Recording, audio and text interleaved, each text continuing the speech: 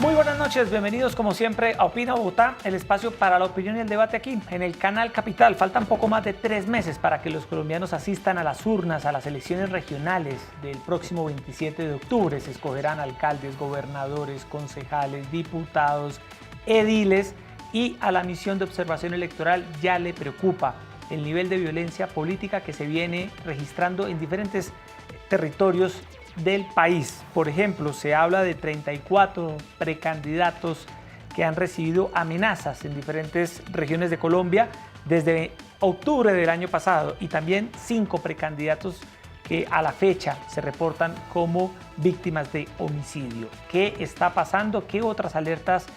Faltando poco más de 3 meses, realiza la misión de observación electoral con Alejandra Barrios, directora de la MOE. Vamos a conversar hoy en Opina Bogotá sobre esta violencia política que en Colombia, pese al acuerdo de paz, pues no cede, y vemos por el contrario que grupos armados criminales, las nuevas bandas criminales que han surgido luego del acuerdo de paz, pues siguen acechando y van a tener una incidencia muy preocupante a la hora de ir a votar el próximo 27 de octubre. Como siempre, Erika Fontalvo, muy buenas noches. Y con distintas formas de violencia. Jessy, ¿qué tal? Muy buenas noches para usted, para todas las personas que nos ven a esta hora, que nos acompañan en Opina Bogotá. Crece la violencia política, amenazas, agresiones, intimidaciones y lamentablemente asesinatos contra precandidatos, contra líderes políticos, sociales, comunales, víctimas de distintas formas, insistimos, de violencia política, pero también las irregularidades electorales. Por eso, este muy completo informe diagnóstico que ha hecho la misión de observación electoral, que viaja por todo el país, que llega a todos los territorios, debe ser un campanazo de alerta para el gobierno nacional, para las autoridades. Recientemente se ha lanzado el plan Ágora, con el que el Ministerio del Interior y el Gobierno Nacional quieren precisamente garantizar la transparencia y la seguridad de este proceso electoral que está amenazado ahora por distintas estructuras, grupos criminales, organizaciones al margen de la ley que están haciendo de las suyas en los territorios que en algunos casos fueron dejados por las FARC. Alejandra Barrios, director de la MOE, como siempre un gusto tenerla aquí en Opina Bogotá. Buenas noches. Buenas noches, Jessy, Erika, buenas noches, Alejandra, de verdad, muchísimas gracias que por la no sé invitación. cómo lo hace, porque está en todas partes. Claro, y más faltando 3 meses y poco más de 2, 3 semanas para ir a las urnas. Sí, ya se nos está terminando el proceso electoral. El 27 de este mes ya todos los candidatos quedan inscritos. Ya vamos a saber en cada uno de los departamentos, municipios, quiénes son los hombres y las mujeres que están postulando las organizaciones políticas. Y ya lo que viene es la época de campaña, acceso a medios de comunicación, propaganda electoral y prepararnos a escoger los mejores. Bueno, Sí. y faltando tampoco, Alejandra, usted está haciendo una advertencia, una alerta en términos de violencia política. ¿Qué le está preocupando en este momento? Jessy, estamos entrando ya al proceso de finalización de la inscripción de las candidaturas. ¿Eso qué significa? Que a partir del 28 de julio todos tenemos los candidatos en un escenario donde lamentablemente estamos viendo que se está incrementando los hechos de violencia, no solamente contra líderes sociales y líderes comunales que se viene reportando desde el año pasado, sino que en este momento, además de líderes sociales y comunales, ya tenemos los liderazgos políticos. Desde el pasado 27 de octubre, 265 líderes han sufrido algún hecho de violencia, y cuando decimos un hecho de violencia estamos hablando de amenazas, secuestros, atentados, asesinatos, por el hecho de ser líderes, y de estos 115 son líderes políticos, es decir, o son precandidatos o fueron elegidos en anteriores elecciones regulares o atípicas. ¿Quiénes están amenazando, quiénes están ejerciendo esta violencia política en los territorios, Alejandra? Pues precisamente ese es el tema quizás más delicado. Son 2 temas que son los más delicados. Uno, ¿cuál es el origen de estas amenazas? Y hoy lo que tenemos es una dispersión de actores ilegales que lo que hacen son amenazas a nivel local por el microespacio de poder. Nosotros que solicitamos a las autoridades electorales en el marco de la reunión que se hizo esta semana para el Plan Ágora, y es que tenemos que prestar especial atención a todos los candidatos, absolutamente todos los candidatos que están en las regiones de minería ilegal, en las regiones de cultivos ilícitos y en los corredores que permiten la salida de estas economías ilegales. No porque estemos sospechando de estos candidatos, sino porque reciben una presión muy particular, y es el interés por parte de diferentes tipos de grupos, ya no grandes grupos como teníamos antes, sino microgrupos frente al poder absolutamente local. Hay unas regiones donde que están claramente identificados. Si nosotros vamos a Arauca, que es el departamento hoy que tiene el mayor número de hechos de violencia contra líderes políticos, nos encontramos con el ELN, nos encontramos con los gaitanistas, amenazas colectivas, además los gaitanistas a líderes políticos que vienen de base social, el ELN de manera particular al Centro Democrático. Si nos movemos hacia la región del Catatumbo, encontramos también al ELN, pero también encontramos disidencias y encontramos grupos armados ilegales. Y si nos vamos al Valle del Cauca, Nariño, a Chocó, nos vamos encontrando cada vez más con narcotráfico, pequeños grupos de narcotráfico que están buscando el poder local. Entonces tenemos hoy completamente dispersos la ilegalidad presionando sobre el ejercicio de la política.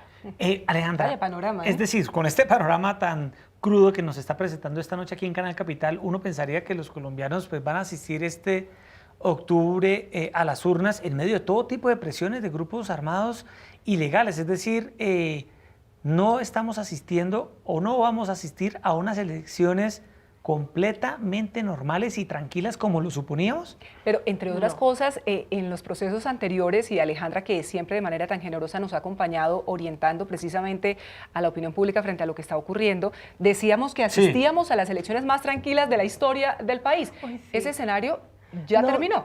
¿Se acuerdan en las elecciones pasadas que cuando hablábamos y estábamos mirando cómo era el escenario en el país, realmente estábamos frente a un escenario que no es el que estamos viendo en este momento? En este momento, y claramente es la falta de presencia institucional que tenía que haber sido absolutamente rápida para poder copar los diferentes escenarios que abandonó la FARC como grupo guerrillero para que llegara a la institucionalidad colombiana.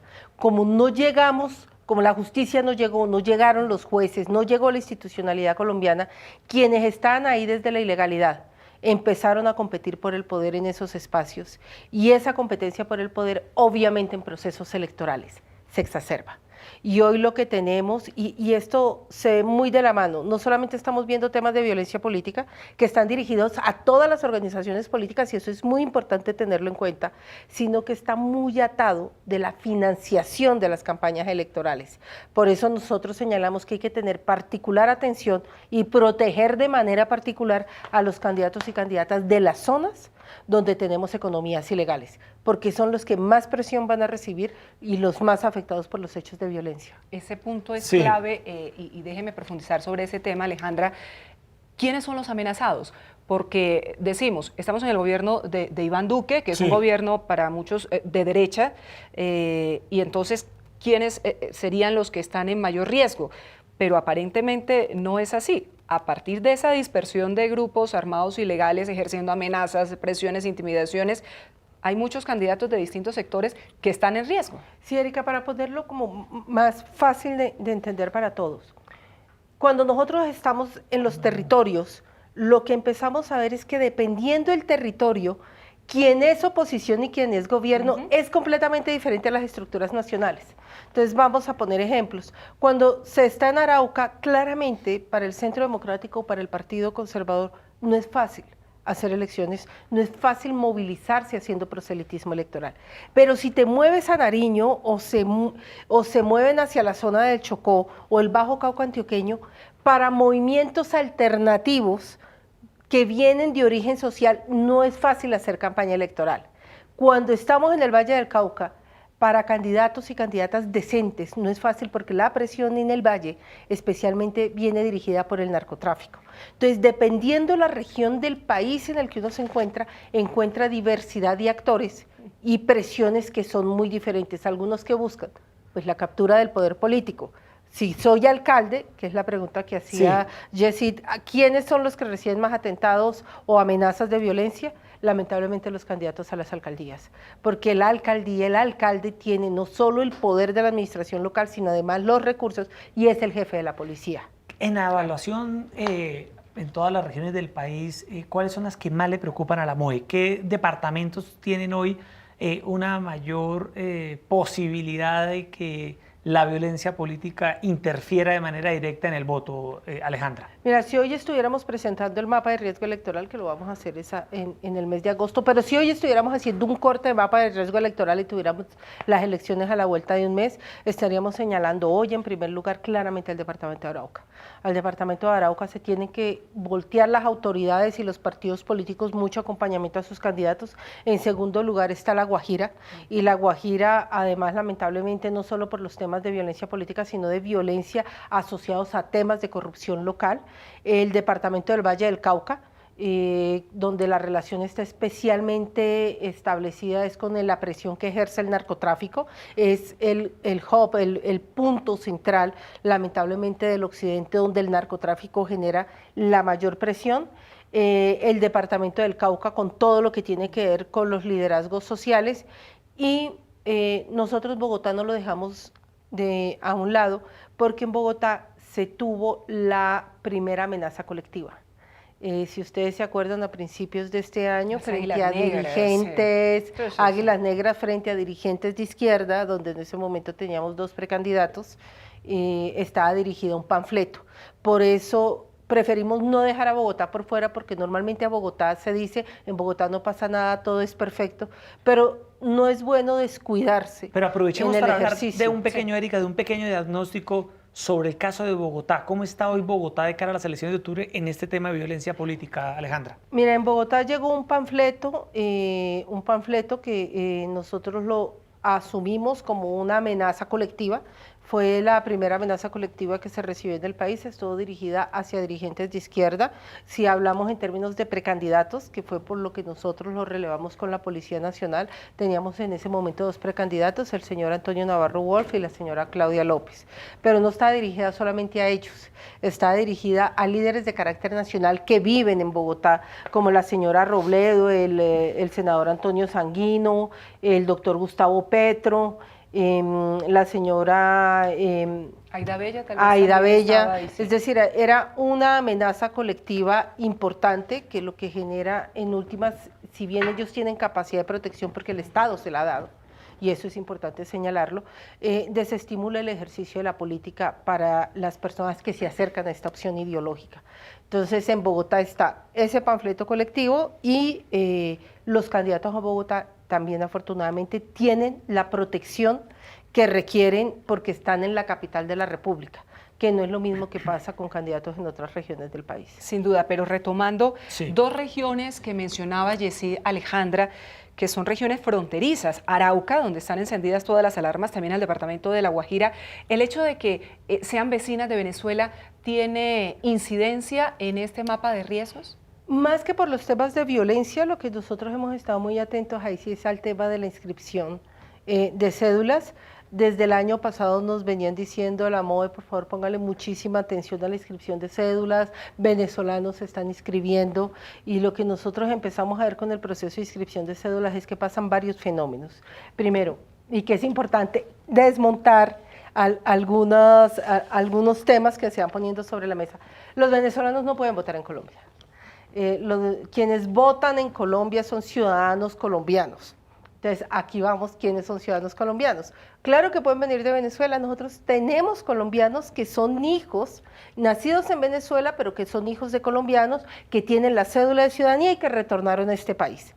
Eso significa que son colombianos, pueden tener acento de otro país, pero tienen derecho a votar si han inscrito la cédula. En segundo lugar, si una persona que no tiene ninguna relación, no ha vivido en el país, no tiene la residencia, va a votar, significa que hubo una irregularidad. Pueden votar además los extranjeros que tienen cédula de residencia en el país. Entonces no estamos hablando solamente de venezolanos. Hay un profesor que creo que ustedes conocen, que estimamos mucho, de la Universidad del Rosario, el profesor Jean Basset. Orgullosamente está pensando en que este va a ser el primer proceso electoral en el que va a ir a las urnas, igual que varios analistas de otros países que viven en Colombia desde hace muchísimos años, tienen derecho a ir a votar. Sí, claro. Una pregunta, Alejandra. En esta identificación de quiénes estarían detrás, Erika, de estas amenazas, de esta violencia política, ¿qué representatividad en materia de responsabilidad están teniendo las disidencias de las FARC? Mira, estamos hablando que tienen presencia en los departamentos de los antiguos territorios nacionales. Obviamente sí se habla de presión que hay hacia algunos candidatos, precandidatos. Lo que nosotros estamos esperando, y por eso se lo señalamos a las organizaciones políticas, es que ellos tienen que ser corresponsables con sus candidatos de la seguridad. ¿Y eso qué significa? Informar de manera temprana a las autoridades las amenazas y el tipo de amenazas que se están recibiendo. Cuando nosotros vemos los territorios, claramente estamos viendo regiones como el Putumayo, donde tenemos fuertes disidencias, tenemos información de disidencias inclusive que han subido hasta Arauca. El efecto real, uno lo podría pensar que se da a partidos como candidatos que vengan de partidos como la U, Centro Democrático, Partido Conservador, Cambio Radical. Pero es muy importante, una vez se inscriban los candidatos, saber si de manera efectiva se está dando amenazas frente a estas candidaturas y si estos candidatos pueden sí o no hacer proselitismo en el departamento de Arauca. Igual que en las últimas elecciones, hacer proselitismo, es decir, moverse en el departamento es casi imposible si no se tiene una seguridad muy fuerte. Hasta el momento en departamentos como Putumayo, si bien tenemos hechos de violencia política, todavía no tenemos una organización política que nos diga a nosotros de manera particular nos están amenazando los precandidatos o los candidatos. Pero disidencias de las FARC están amenazando. Disidencias de la FARC se encuentran dentro de los grupos que amenazan candidatos en este país. Claro, precandidatos. En muchas regiones del país donde tienen una presencia fuerte. Donde tienen presencia fuerte, y aquí también que es importante tener en cuenta, las disidencias de las FARC tampoco están articuladas, digamos. Nosotros hablamos de disidencias de las FARC en diferentes, exactamente, en diferentes partes del país. Eso no significa que esas disidencias estén unificadas en un mando único, como sí lo tiene el ELN o lo tenía las Fuerzas Armadas Revolucionarias de Colombia, que sí tenían un mando único, que estaban organizadas y que tenían claramente unos objetivos militares o unos objetivos políticos definidos. En este caso, a partir de todos estos grupos armados ilegales, estructuras muy pequeñas, como nos está definiendo Alejandra, y sobre todo, lo más delicado. Y sobre todo narcotráfico, el propósito es acceder al poder para ejercer ¿qué tipo de control, Alejandra? Control territorial, control político, control de recursos. ¿Qué es lo que buscan estas estructuras tratando de influenciar a los candidatos? Es todo eso, es control territorial, y por eso nosotros señalamos las zonas donde se han incrementado los cultivos ilícitos. Esas zonas tenemos que tener muy claro cuál es el directorio de candidatos que se están presentando para evitar que tengan algún tipo de presión. Y aquí vámonos entonces a mirar un poco el ejercicio de la economía. Todos estamos viendo que el dólar sube. ¿A quién está beneficiando la subida del dólar? A los exportadores colombianos. Entonces nosotros vemos los cafeteros, los empresarios colombianos honestos que dicen en la medida que el dólar sube, nosotros recibimos más recursos. Ojo, nosotros tenemos unos exportadores que no son honestos y que no son empresarios, que son precisamente aquellos que están en el negocio del narcotráfico, de la minería ilegal. También. Ellos también están recibiendo muchísimos más recursos por el dólar que está ingresando al país. Estos recursos no ingresan a través de cuentas bancarias, ingresan a través de efectivo mediante el ejercicio del narcotráfico. Si se desea financiar campañas políticas, lamentablemente la bolsa, la tula, la chuspa, es lo que se mueve de manera efectiva sin que quede reportado entre las autoridades, y eso es lo que empieza a ejercer presión financiera en estas regiones frente a las campañas políticas. Yo sí te voy a poner un ejemplo. Último proceso electoral de elecciones locales hace exactamente hace ya casi 4 años. Los 1.101 alcaldes que ganaron elecciones reportaron a la autoridad electoral, es decir, la plata sobre la mesa, 80.000 millones de pesos que se habían gastado en el ejercicio del proselitismo electoral legal. El Estado les devuelve a través de reposición de votos 15.000 millones de pesos. Hay 65.000 millones de pesos que entonces los candidatos en su momento donaron al ejercicio de la democracia, al ejercicio de la política. A nosotros nos parece muy extraño que se haga un ejercicio político a pérdida, y fueron 65.000 millones de pesos. Solamente estamos hablando de los que ganaron las alcaldías en todo el país. Imagínense 120.000 candidatos poniendo recursos con una autoridad electoral que se encuentra centralizada, que no tiene la capacidad de vigilancia, con el dólar subiendo, incremento de hectáreas de narcotráfico, incremento de minería ilegal, pues obviamente son unas elecciones que las atas con violencia y con recursos ilegales. Es que eso le quería preguntar, Erika. Es muy claro, el diagnóstico es muy preocupante. Le quería preguntar sobre todo por el tema de la financiación. Colombia vivió en años recientes, Erika, un escándalo que no está resuelto y que las autoridades están investigando de ingresos de dineros de Odebrecht a las campañas presidenciales. Este año, por lo que la MOE ha advertido en las diferentes regiones, ¿qué riesgos hay en materia de financiación? Ya ha advertido usted este riesgo de dineros sucios del narcotráfico, pero otro tipo de comportamientos anormales, atípicos con estas cajas de dinero que, sobre todo en las regiones, son a veces muy notorias. ¿Qué advertencia hace usted en ese sentido? Como una figura, Yesidi, Alejandra, que es la de los grupos significativos de ciudadanos, porque ahora los partidos políticos saben que tienen el foco encima, teniendo en cuenta todos estos escándalos que no se han resuelto y que todos los días se destapa algo nuevo, pero claro, está la figura de los grupos significativos de ciudadanos que han podido estar haciendo campaña en regiones y no sabemos desde cuándo, manejando justamente toda esta plata. Si nosotros hemos, y ese dossier no es un fenómeno nuevo, y aquí pareciera, Yesidi, Erika, que tú miráramos la decisión política de no hacer nada frente a la financiación ilegal. Es que honestamente parece una decisión política, porque esto sí no es de este proceso electoral. El ejemplo que acabo de poner es de hace 4 años, y de aquí para atrás, todo lo que ustedes quieran ver en términos del control a la financiación en un país que tiene los problemas de economías ilegales que tiene Colombia, no tiene los mecanismos para poder hacer un seguimiento efectivo de los recursos. ¿Qué es lo que tenemos? Tenemos unas organizaciones políticas y unos candidatos a los que se les dificulta abrir cuentas bancarias. Ustedes saben que son personas políticamente expuestas y los bancos toman la decisión de a quién le abren o a quién no le abren cuentas cuando son personas políticamente expuestas. Los candidatos que logran presentar las cuentas, que logran tener toda la información, son aquellos que ingresan esa información a cuentas claras.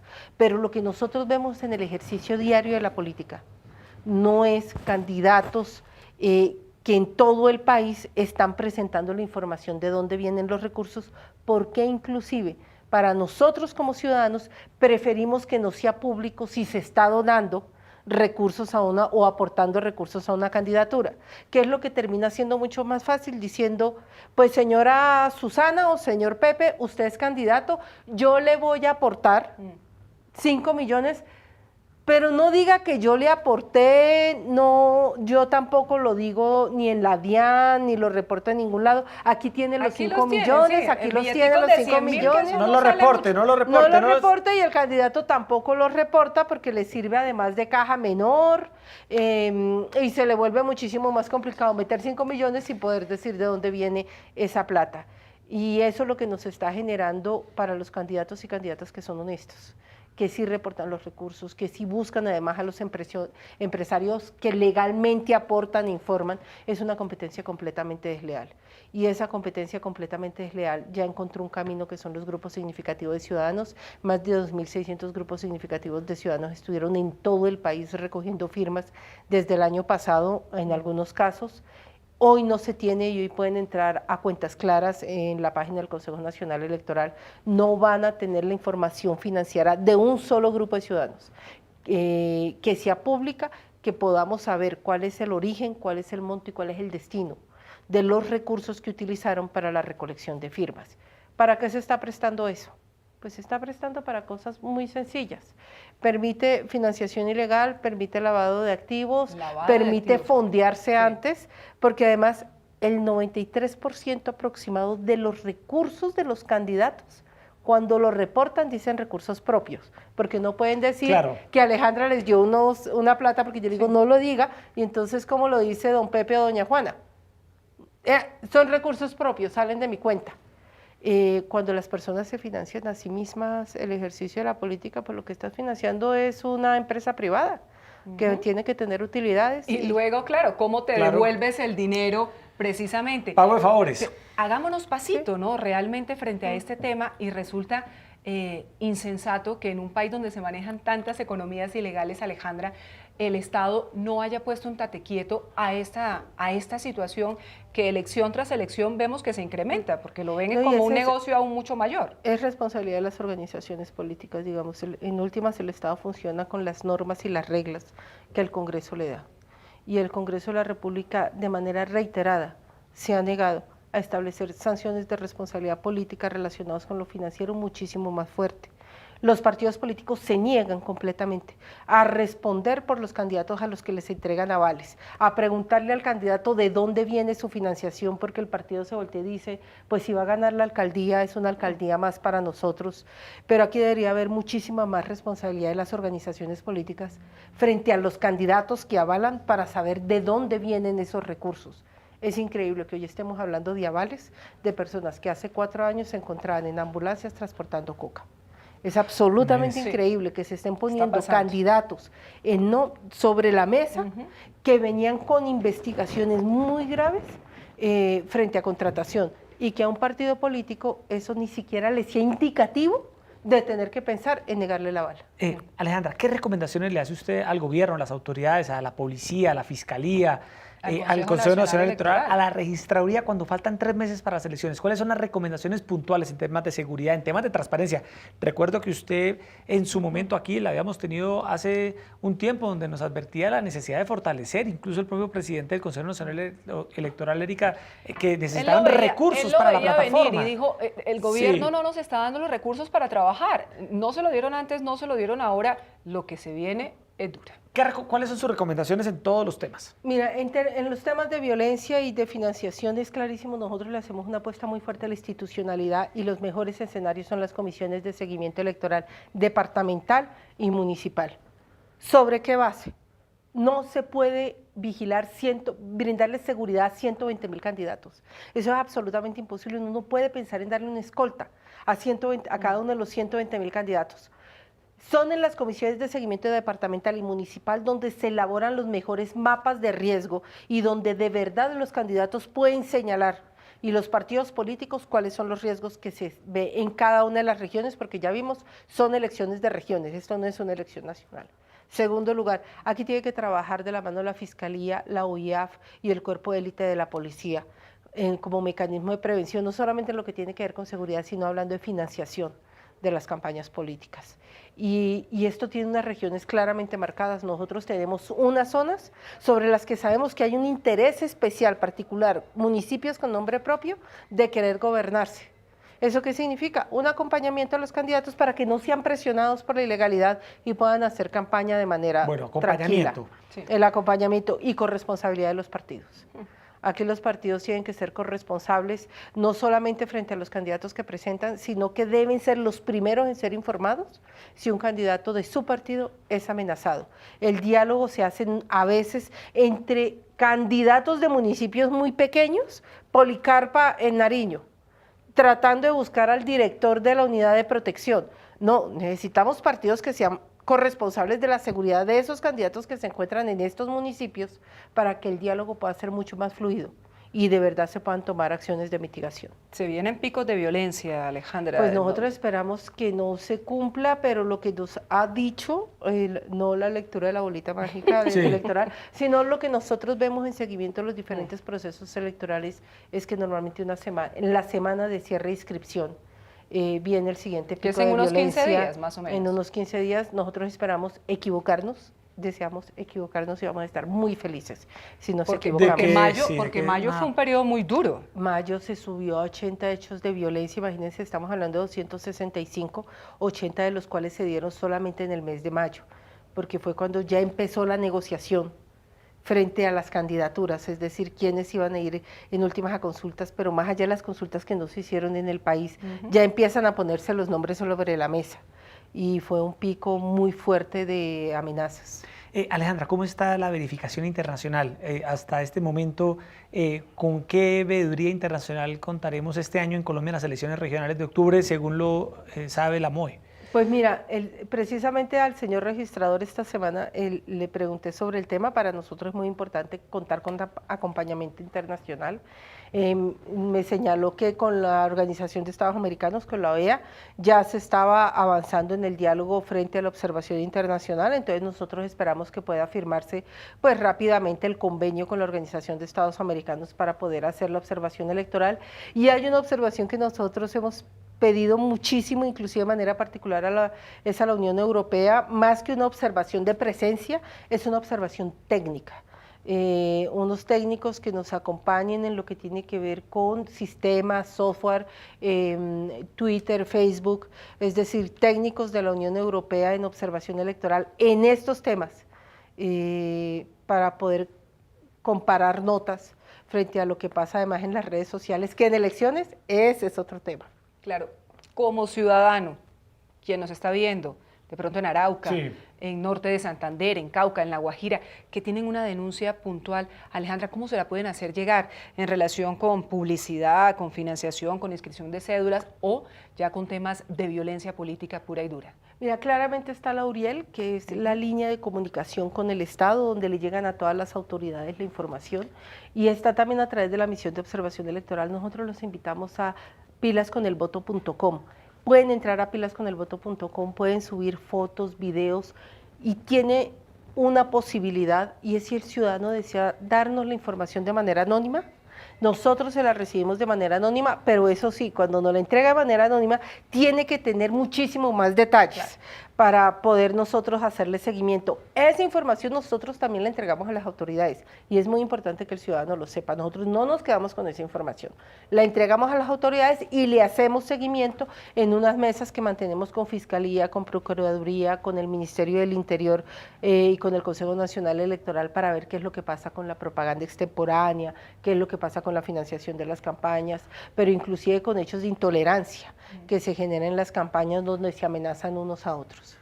Eso bueno, mire, eso que acaba de decir Alejandra puede resultar un tema menor, pero muchas veces la violencia, sobre todo en redes sociales, y aquí lo hemos analizado también muchas veces, es decir, la violencia que rodea, la violencia verbal que rodea un proceso electoral, sí, puede generar hechos de violencia física, la intolerancia, la agresividad con la que los candidatos se pueden estar tratando, la descalificación.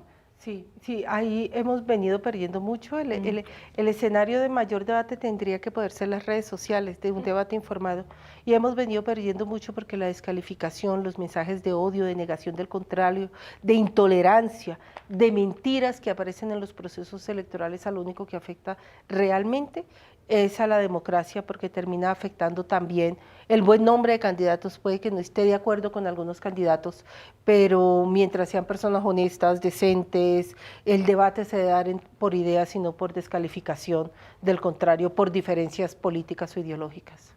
Sí, Alejandra, algunas regiones del país, y lo hablábamos anoche, Erika, con algunas sí, líderes sociales, sufren hoy un problema porque luego de la desmovilización de las FARC, el Estado no llegó. Zonas en estos momentos del país donde sientan ustedes un vacío institucional muy fuerte y que sean muy riesgosas de cara a las elecciones de octubre. ¿Algunas regiones en particular que les estén preocupando? No, hay una región en particular que es el Pacífico.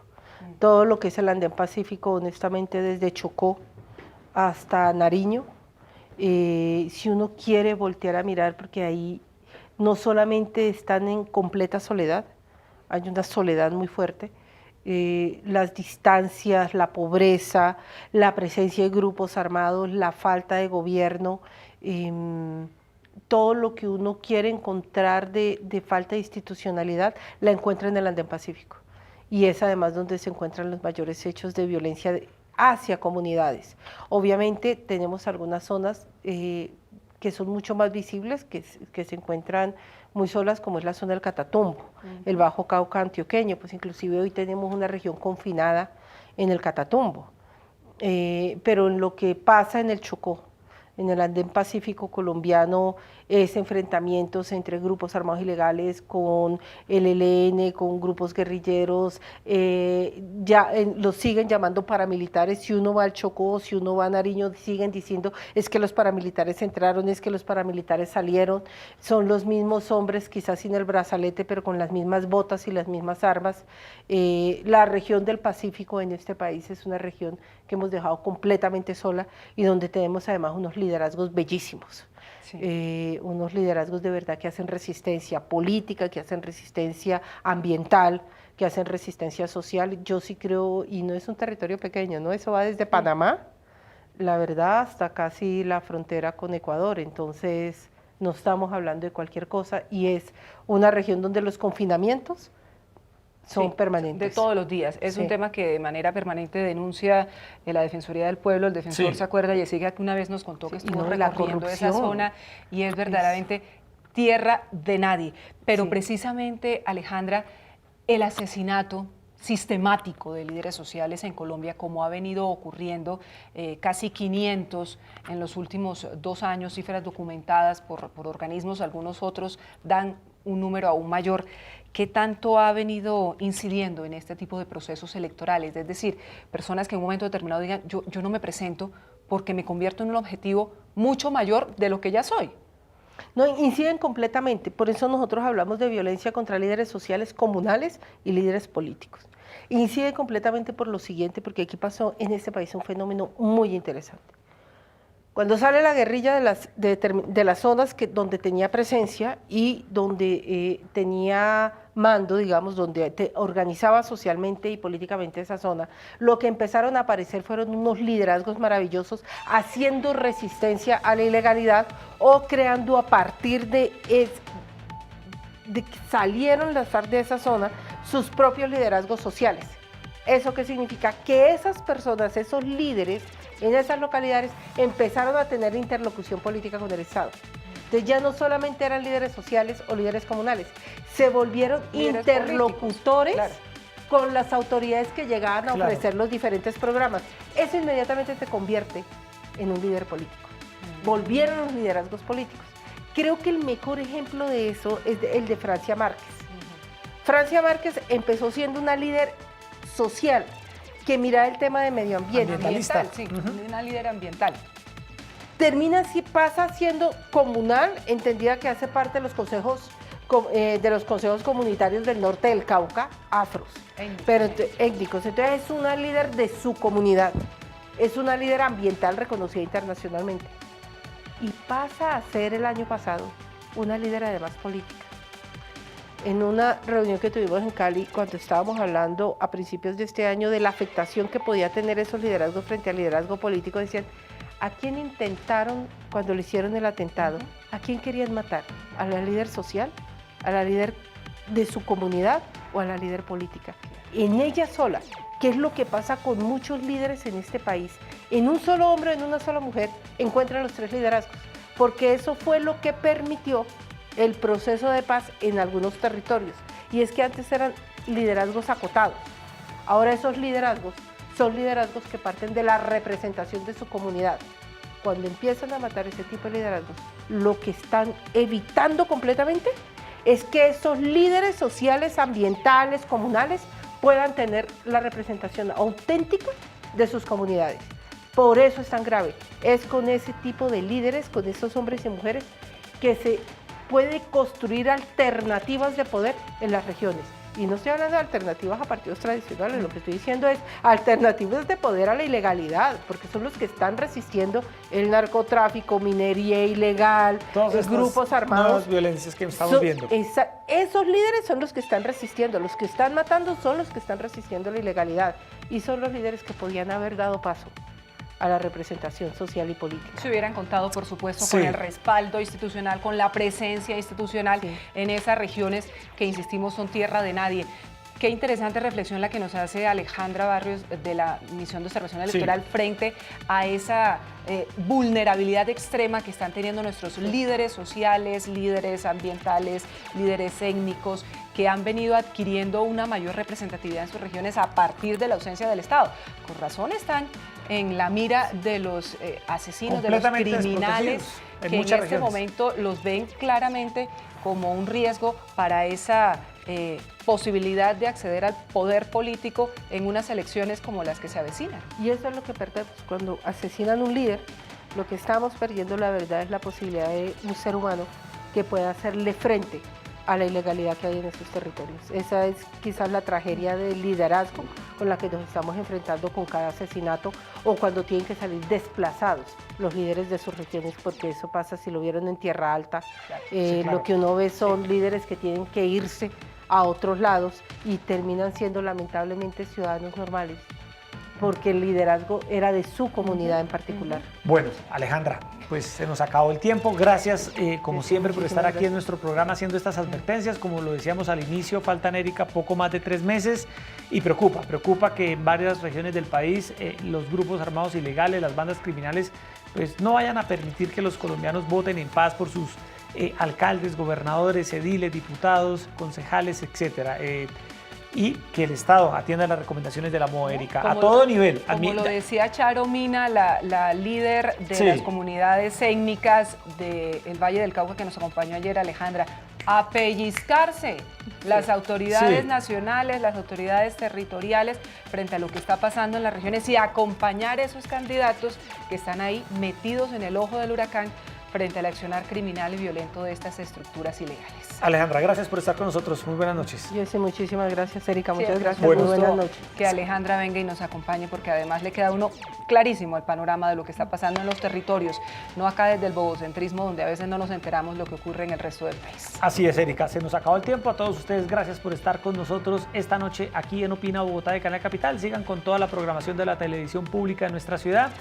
Y los esperamos como siempre en este espacio a las 8:30 p.m., donde hablamos, conversamos, debatimos toda la actualidad que le interesa a Bogotá y al país. Muy buenas noches. Gracias.